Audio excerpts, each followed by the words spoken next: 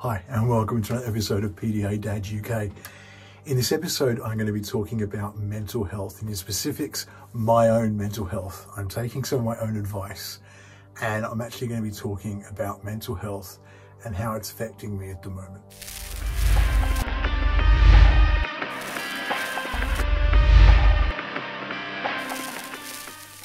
So as I say, welcome back to PDA Dad UK. What I'd like you to do before we go on is just go hit like, hit subscribe and ring the bell so that you know when new content's coming up. Some of you may have noticed I've been a little quiet recently, and I think this will probably be most noticeable on the group I run on Facebook for parents of autistic kids. And that is that I haven't been as active and involved as I would normally be. The truth is I have been really struggling with my own mental health. Now, I've spoken before about the summer holiday period in particular and how I do tend to really struggle with that period of time. The intensity of it, the fact that the kids are home all the time and it is a lot of running around, and I find that I don't get personal time for me. I find it very hard to break away. I've had to come out of an evening and just sit here and do this tonight, and I wanted to talk about where I'm at. Previously, I've always got to the end of the summer holidays and I kind of crashed in a heap and pretty much burnt out, come very close, not really fully burnt out. And I think given the last 18 months and the pandemic and all the stuff that's been going on, the fact that we've had so much going on and knowing how challenging the holidays can be, my brain kicked into gear a little sooner and was basically saying, you're going to really struggle. And I felt myself slipping into depression. Now, I don't have a depressive personality. I don't normally struggle with this. I've had episodes in the past where I've been depressed. I've had depression.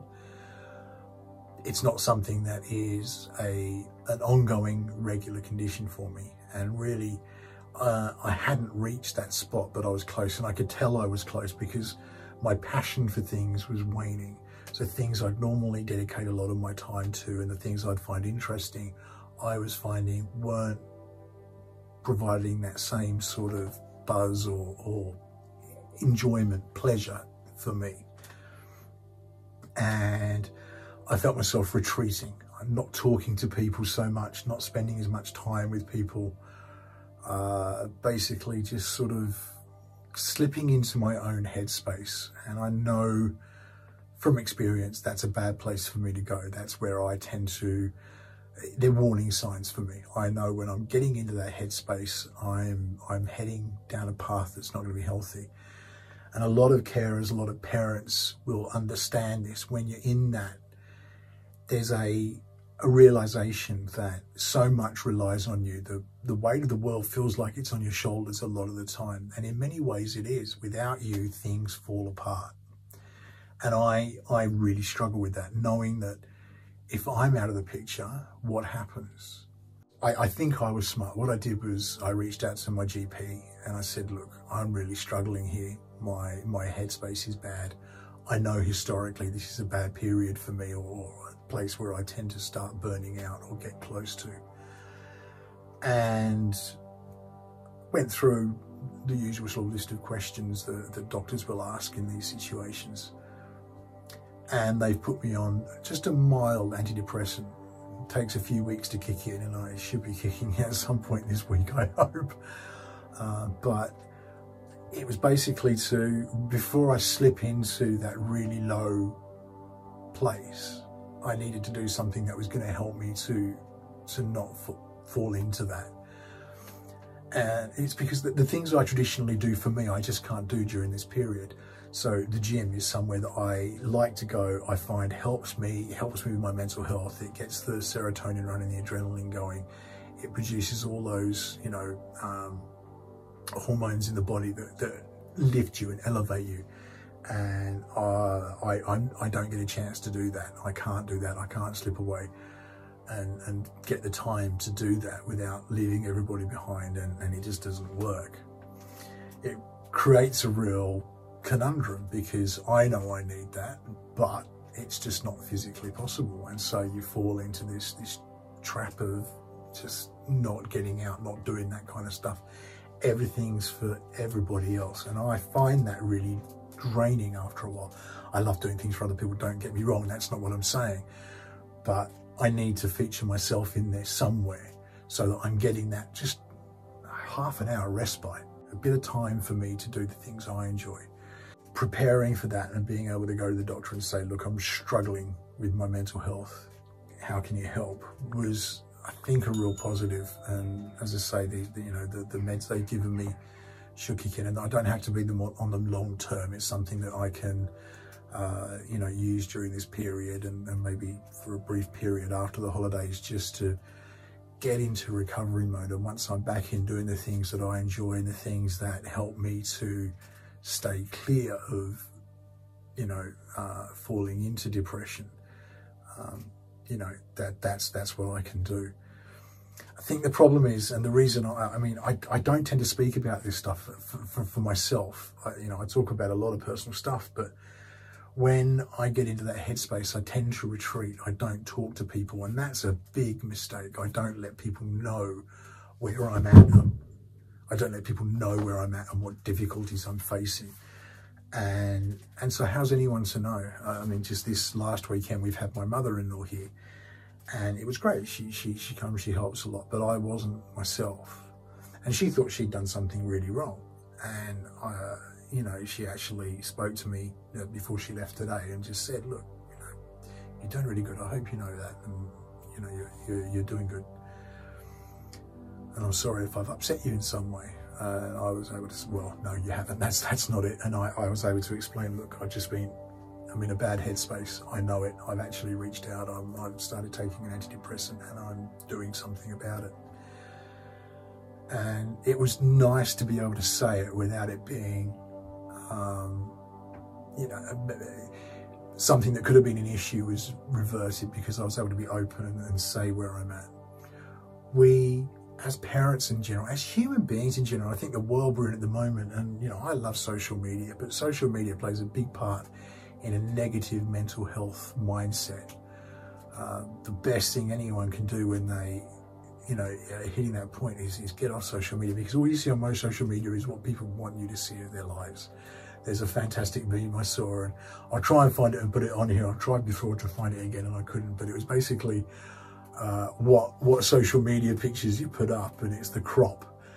So it's this cropped image of this guy. He looked a lot like me actually, but he's got the big he's got the handlebars there, and he's like, oh, I'm gonna go.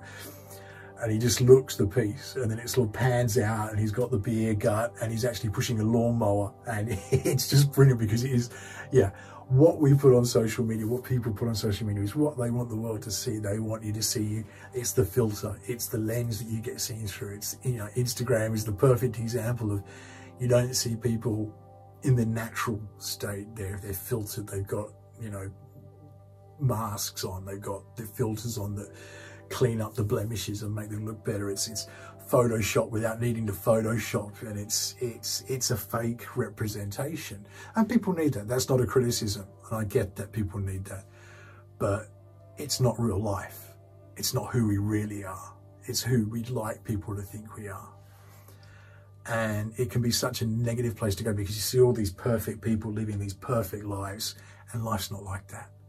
Life is just touched with difficulty. And if you've got, if you're in a caring role, or if you're a parent to someone with additional needs, and I think a parent in general, if you're going through a situation where you've got kids who are struggling for whatever reason, neurodiverse, neurotypical, or whatever, it can be really hard, because the things we love the most are struggling, and that reflects in our own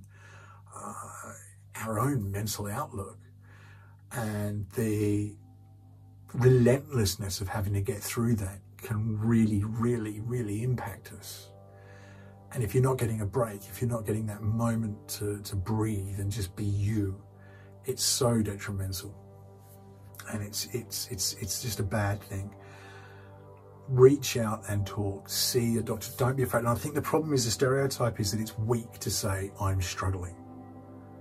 And it feels weak. It feels weak to me. I'm supposed to be the one who's carrying it all, and the big man, and I'm all right, very Australian. Yeah, it's all right, mate. All good, all good. But that's not the reality is in my head I'm struggling, and I've had to withdraw a bit and drop off the radar a little bit, and that's just what I needed to do to get myself in a healthy, positive headspace, and I'm getting there. I've got support of amazing people, and that's the great thing when you reach out, when you talk, and you've got the people there backing up and saying, hey, we're here and looking out for you, checking in, how you doing, you're doing okay. It just makes such a difference. If you know someone who's struggling, reach out, say hi. It doesn't even have to be a big deal. Hey, how you doing? Do you want to catch up sometime? You know, Freedom Day's come and gone. We can actually meet with people now, obviously safely and responsibly, but do it. Talk to people, and if you know someone who's struggling, talk to them and let them know that you're just there as a friend. It makes such a difference. And you know, my inbox is always open. If you head over and check me out on Facebook, you can always message me. I'll always try and respond. It's important. People matter, you matter, I matter, and that's sort of where I'm getting at with this. And I wanted to share it from my own personal journey at the moment. That's pretty much what I've got to say on it, and I wanted to get a bit personal and explain where I'm at. I hope it's helped, and if you're going through anything, please chuck it in the comments. I'd love to hear where you're at and if you need some support. And there are so many places you can go for support, and if you're feeling really low, places like the Samaritans, I've put a bunch of links up in the description where you can go to just, you know, get the support you need. Please do like this, please do subscribe, and I will see you again on the next episode.